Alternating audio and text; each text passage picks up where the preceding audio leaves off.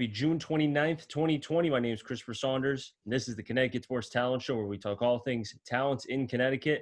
And on today's show, I'm pleased to have the head coach, Mr. Trojan himself from the Simsbury Trojans, Dave Masters. Coach Masters, it's a pleasure. Pleasure is mine. Love it. Excited to do this. Really am. Looking forward to it all weekend. You know, Coach, before we get into your time with the football program, I really kind of want to know, because I always ask every player or coach that I have on this show, tell me a little bit about the journey, about what got you into coaching. That's not that complicated, really. I grew up in a small town in New York where football was the thing. It was farming or football or both. And, I got the bug there. I wasn't allowed to play until I was, a freshman in high school. There was a weight limit back then, and I was a little bigger than the standard. So I got into it, and I've been I've been in football ever since then. But I think there's a lot of games that I can't remember, but my first game I remember vividly, actually, to the point where I remember plays and stuff. And then that carried me through. I ended up going to Springfield, playing there, and then I got out of there. I went to Hall. Served as an assistant coach under Jake Atone. I did that until 1999, and then I moved and came here as an assistant in 03, and I've been here ever since, either as assistant or as the head coach. But football, to me, was a direction that I needed when I was younger. I needed some kind of guidance. Didn't know where to end up, and so it kind of provided a path for me to follow. I liked the men that I was coached by. I found them to be good people and people that I could look up to. And I've never failed in that, from high school to college, to my early years coaching, to what we've discussed before earlier about the men that I'm associated with now, either on my staff or in Connecticut. I find that this group of people, or football, has, provided me with great examples of how good men act, the quality of character, honesty and integrity, and all those things that, you're kind of looking for. Football provided that. And I've always thought that. And so I've always wanted to be associated with it. And I feel lucky to be in a position now, after however many years of coaching and being involved in it, to provide that and be a part of that for someone else. Because, you look at it every day, you don't know who, with a program our size, or as I'm walking around town and I see kids in you don't know who you're going to affect. And I think as a teacher, I have that one, that's part of me. But as a football coach, there's a lot of impact in that. And it's not missed on me, because I didn't miss it as a kid growing up. I saw great examples, so I like to provide that with how I approach the game. It's a kind of a really important to me, and I'm trying to give that back to some degree. One thing that's always intrigued me is that every coach that I've asked this to, is they've always told me it was something different. Like it was either a coach that got me into coaching. It was maybe a player who said, hey, you're really good at this and that. Maybe you should try the coaching aspect. For you, was there anyone or anything that kind of led you to, like, okay, I think maybe this coaching thing should be something I should take more serious? Well, the guy that he was my line coach in high school, and he was an old school guy, mustache down over his lip, and the old chewing tobacco, and he was a hunter, but he formed a connection with me. He cared about, not as a football player necessarily, but also before that. He was also good to my sisters. I saw that as well, growing up. And he was a good example of what that, someone who hooked me in, and someone I kind of modeled myself after. And I ended up staying in touch with him over the years. A couple of years ago, I ended up, he's long retired. And I was back at Hobart on a recruiting visit. And so I took my son down, and I said, I know where I can find my old coach. And sure enough, I walked into the old Elks Lodge, sitting in the corner that he's been in there for 30 years. And it was just like the day, I had seen him the other day. Nothing was missed. And it was one of those connections. And I think that's a guy, looking back over my time, that really kind of generated that for me, kind of got me on that direction and that path. and still to this day is one of the guys, one of the many guys associated with football that I could point to as a guy that, got me started or gave me that passion for the sport, for sure. Did he give you any sort of advice? Because I know with somebody who was as instrumental as he was to, you could say, the start of your coaching career, there must have been at least a couple things that he must have mentioned or said to you that really has stuck with you, even now with Simsbury. Yeah, if you're going to do it, put all your time in, do it 100%. And I think that's kind of how, you don't waste your time. He goes, don't waste your time. I can't exactly quote him, but don't have, but would be, don't do it half but. All right. So he said, if you're going to go all in and Mhm. make sure that it's something you're passionate about. He said, because it'll take everything you got in order to do it and do it the right way. So And I think mhm. that's the biggest message that he passed on. And I think you'll find that with most football coaches that are passionate and successful about and want their programs to be great. They're all going to go in 100% and do whatever it takes to make better men and better football programs for those people. And as I alluded to earlier, I mean, you're Mr. Trojan because you've been a baseball coach, you've been the JV coach for hockey. You also have had, numerous positions with the football program before becoming the head coach.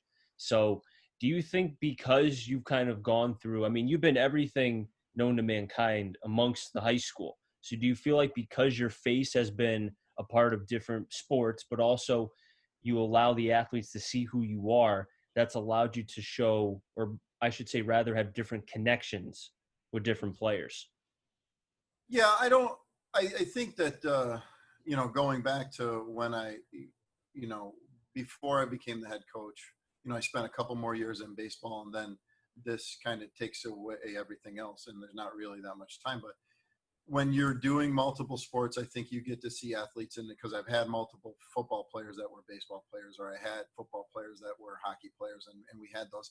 And it's a different, sure, an environment, and it's totally different way to see, the non-football guy and the football guy. So they're kind of coached different. The approaches are different. I also think it helps to anytime, like I think building programs and investing in kids is not like a 2-hour gig, you know, every day of the week. I think it's an investment in time in their life, in knowing their families, in knowing what they're about, or what makes them tick, or what they want, or what their hopes are, or where their family struggle, or where are they struggling. I think you have to invest in those things. So anytime you can do something else, and if you're a football coach and it allows, and you're another, you have another sport where you get to coach them, I just think that allows more access and more connection to it. And I think that strengthens the bond. Hopefully it does if you're doing it things the right way. And it gives you, another connection to build whatever program you're in stronger. I think that's important. I think that's missed on, on a lot. Like it's not that you come to practice, you connect there, and then that's the end of it. It's a 24/7 gig coaching. And if you're coaching them in another sport, that just is another access point. Looking at the successful programs in all sports, you look at, Alabama and Clemson at the college level. You look at the Patriots. I mean, you could even say the Steelers because of stability. I mean, people think that it's so easy and it's just because that Belichick is a great coach that everything is well and done. But there's so many things that go into it. And I think even for a high school coach, especially, it's not just what they do on the field, but it's the connections that you make, as you mentioned to before we started this interview, with the leadership council. You have your office where is basically in the middle, where people have to walk by it and they see you. I think, again, keep going back to that connection, but being able to show your face and having that ability to see all aspects is probably the most important thing. Yeah, I think if you want to have a successful program, then the program has to be on the tip of your tongue all the time. I meet someone new, we're going to talk about some football. If I have a kid come into the office I've never met before, we're going to talk about football. We're going to talk about the football program and every opportunity I can get. And I think one of the other key pieces of that is your coaching staff. Like it's not like you talk about Alabama and you talk about all these programs, but it's not Saban, and it's not, the coaches that you are invested with Mhm. make all the difference. So the assistant coaches we have on this staff, and there's a lot of them here, we have a lot of staff that have stayed and been consistent, which I think is another key, who believe in and do the same things. They're very involved. They go the extra mile. They're always reaching out to kids. on a consistent basis. And I think it's not just about me. I'm just a piece with the rest of the program. I think when, my offensive coordinator, Coach Moose, reaches out and checks in and just asks, what's your weight? How you been doing? Or are you eating right? And he does that on a consistent basis. He takes a couple kids and he does it. And each unit, what we call units here. So the D-line coach reaches out, checks in with his guys, and they do that on a consistent basis. Those are you keep that connection going and you do it all the time. And I think you'd find most of the football coaches, not just head coaches, who dive all in and the program is on the tip of their tongue all the time, are the ones that, can build on that stuff, keep the program going, make it larger. And it helps too for the players that they can see the same faces each and every season, because when you lose assistants, like we mentioned Alabama, they lose assistants every year, but they're still able to keep the culture because Saban has built that. And I think with Clemson, the one thing, and you mentioned about how your assistants have been there for so long. When we mentioned Clemson, the defensive coordinator for Clemson is fantastic. The name is escaping me, but I know that he's one of the most respected coaches in college football. And I think the fact that he's been able to stay there even after getting so many offers from different colleges shows both the players that, hey, I'm with you, I'm there for you. And I think for your staff, because they've been there for so long, they show not just the seniors, but you show the underclassmen from the juniors down to the freshmen that I am with you, I'm going to support you, I am here for you. And that's the most important thing, because when you're selling the program, you have to sell to the kids that you believe in them. And that's the most important part. And it's tricky because, people have lives, and high school coaching football is not a normal occupation. Like we've talked about it. It requires a lot of sacrifice. So, coaches get married, coaches have kids, coaches have jobs, coaches have all these things. And they're rewarded, when they sign up to do this, sometimes it's a lot. The good news is here on my staff, I've been lucky enough to have some of that. I have had a couple of guys leave. I had a guy move down to Washington, D.C., ended up getting married just a couple of weeks ago. And some of those things happen, but that's what life happens. But I do believe, we're asking these kids to make huge commitments, lifting all year, meetings, doing all these things above and beyond what is a normal sport. Football requires a lot more than normal. So it's a huge commitment. And I think it helps when they see the coaches that are working so hard as well, making that commitment. When we run our youth football camp, or we meet with the youth football coaches, we meet with them every month as well. And so I think that, and talk is whatever. You can talk about all you want, but there's a lot of action that has to happen. And I think when you make that commitment and the coaches follow through with their actions, I think that's the difference maker, or one of the difference makers. I've had Coach Bruin on from Platt, and he told me that the three things that – oh, fantastic. He was fun to have. He's funny. He's guy. Funny, too. But he mentioned to me about the three things that he tells his players each and every year. And he's – talk about Mr. Trojan. He's Mr. Platt. He's been there 100%. Since I think the building was open. Yeah, he talked about pride, discipline, sacrifice. And when he mentioned that, I kind of was thinking to myself after the interview, okay, how does that expand to the players? And what I mean by that is, you mentioned about trying to prepare the players before we started this interview about preparing them for life.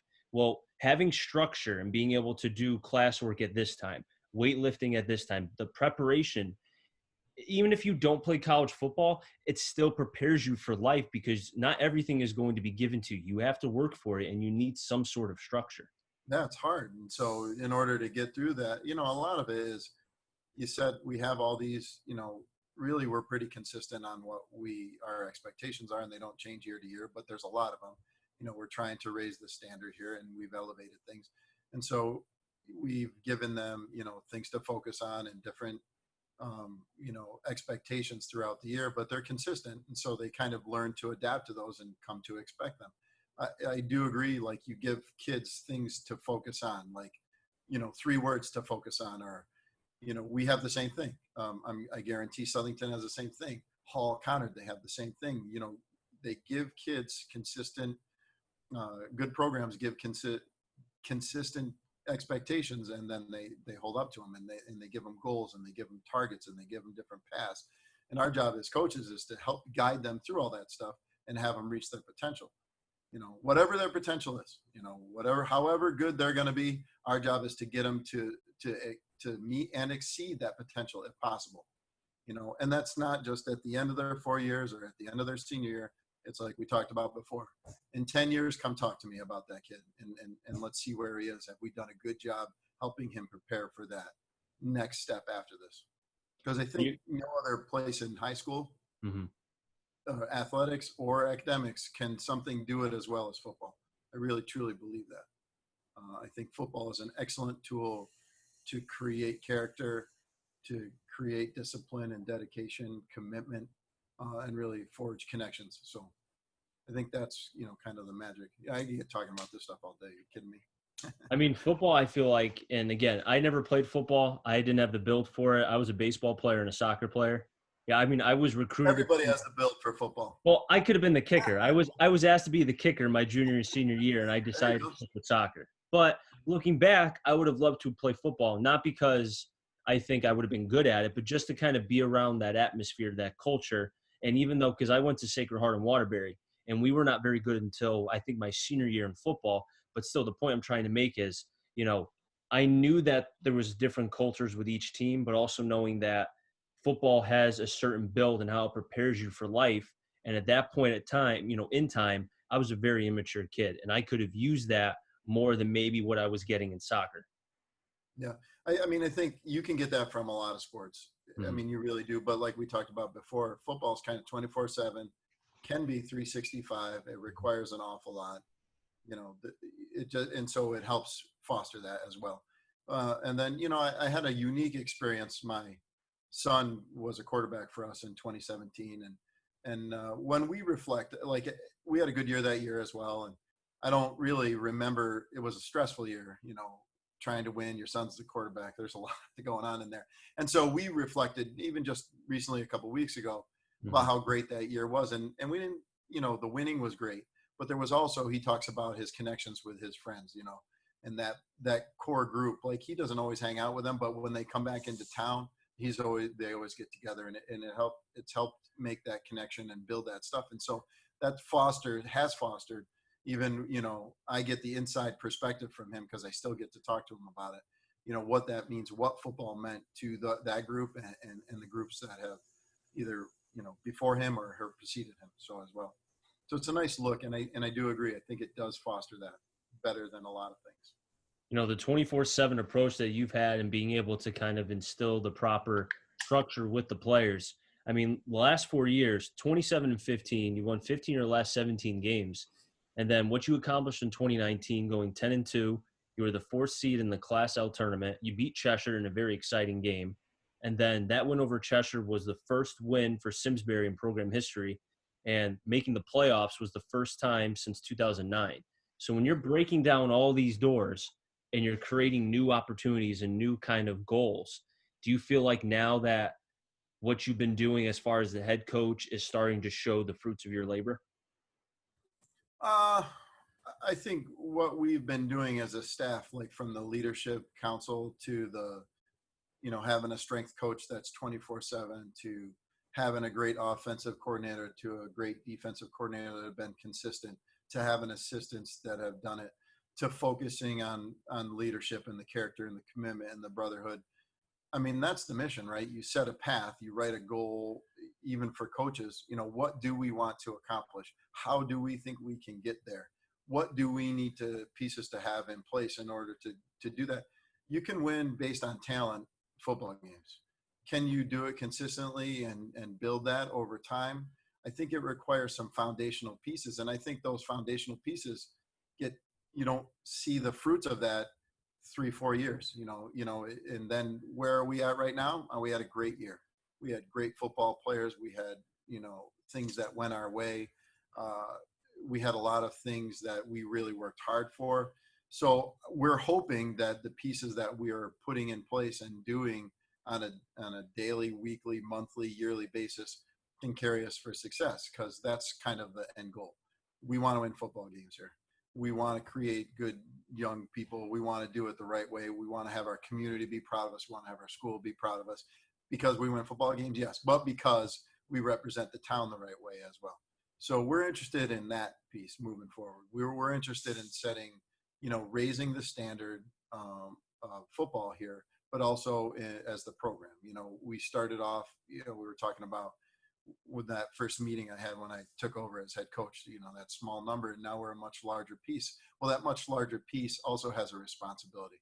We're seen more, we're active more, the expectations keep going up. How we act and how we do it, I think, is a big time reflection. So I'm hoping the foundational pieces are the right ones in order to sustain our success on the field and going forward. We have a lot of kids doing great with their grades now. Mm-hmm. That's a big consistent piece going on to play at the next level now. And so those are all things that we hopefully can, keep going, and that so to answer your question in the long way, I hope that we're doing the right things. We had a great year. What's the next step? Got to keep working. I think that's basically it. There's no content here in Simsbury so Looking far. at it from, a baseball aspect, you could say that you're on first base, I guess, you being a former baseball coach. You haven't been able to get to third yet, but Yeah. from what you're looking at right now, you're on first base. Yeah, I mean, it was great going to the semifinals. I think it's a good reflection of the kids' hard work and the coaches' hard work. Mm-hmm. I think, but there's other things to accomplish. I think our mission is to be a consistently good program. And are we going to have setbacks? Yes. Are we going to be able to forge through that adversity? I believe so, because of our foundational pieces being in place. But that's, things to test and things to come, and things did we do it the right way? And then if we didn't, back to work, find a different way. There's some signs all over this office that, we don't like excuses, and we know that it's going to be hard, and we know that there's going to be learning with loss. And so we're just going to take it as it comes and hopefully keep trucking.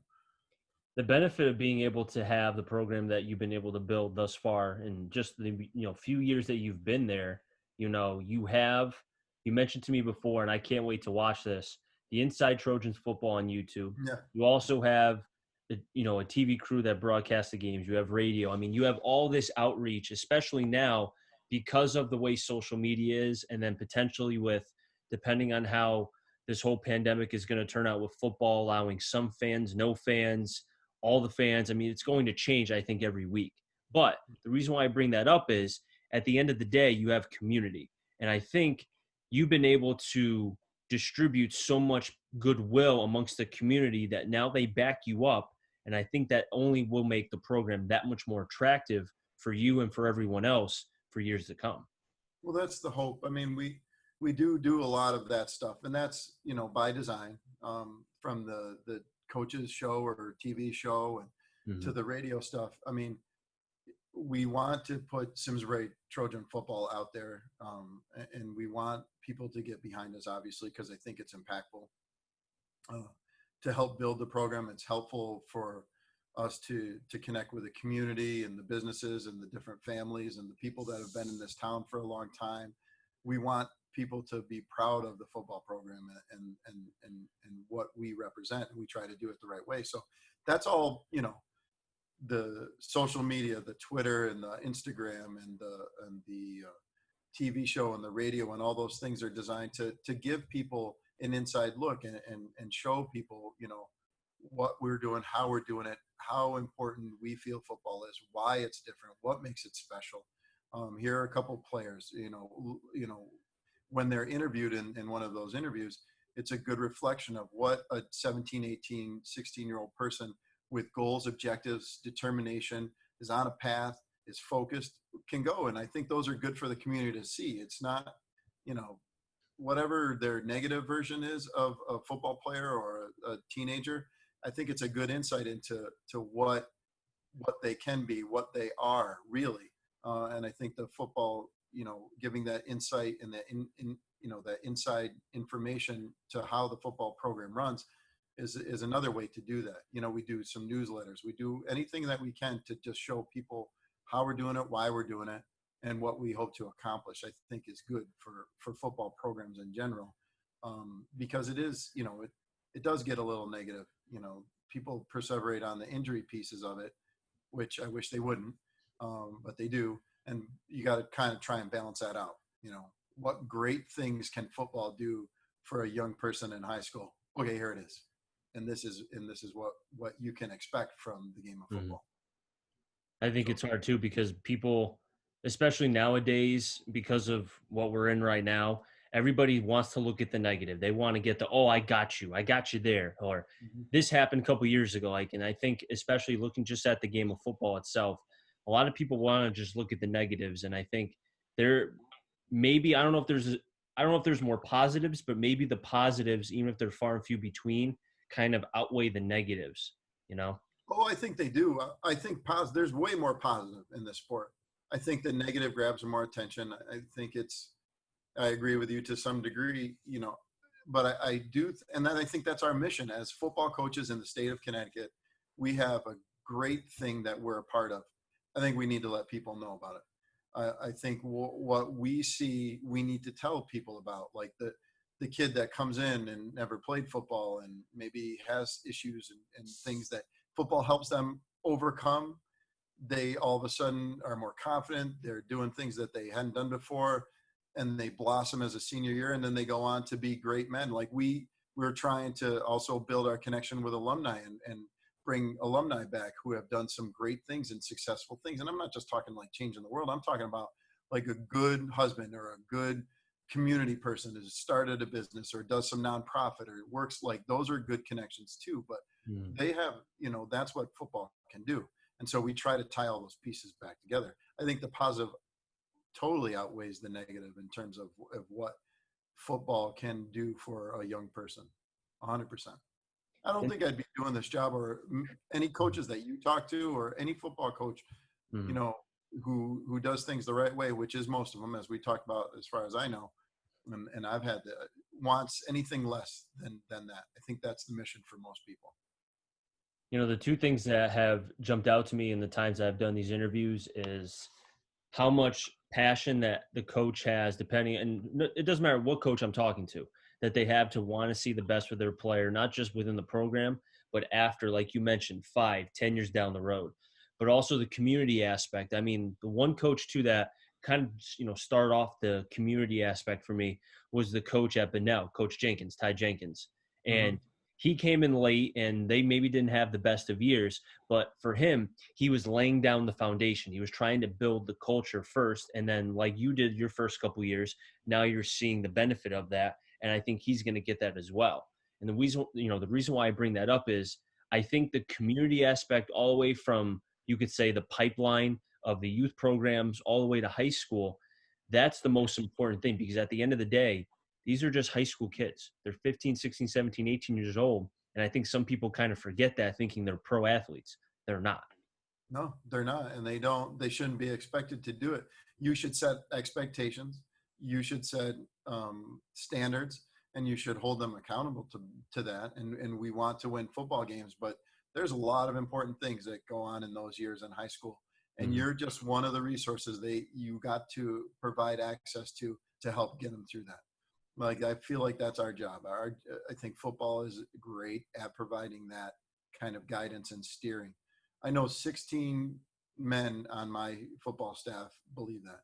I think they look at their job as helping access and give kids opportunities, and by using themselves as a resource, and they provide football to do that.